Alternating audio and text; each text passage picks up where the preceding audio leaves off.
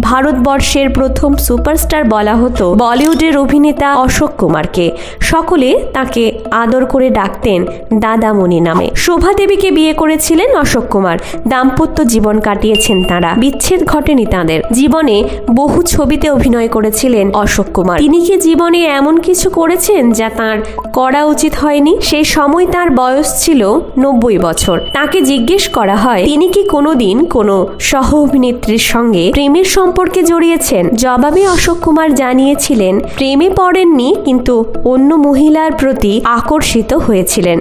তিনি বলেছিলেন প্রেম এবং আকর্ষণ এক বিষয় নয়। জানিয়েছিলেন তিনি সাধু নন, কিন্তু সেই সম্পর্ককে তিনি কখনোই এগিয়ে নিয়ে যাননি। বলেছিলেন আমার কাছে মহিলারা আসতে আমার অ্যাপয়েন্টমেন্টও চাইতেন। আমি মুখের উপর তাঁদের নিরাশ করতাম না, বলতাম যাব, কিন্তু কোনোদিনও যাইনি। আমার এটাই বারবার মনে হতো খুব বাজে কাজ করছি।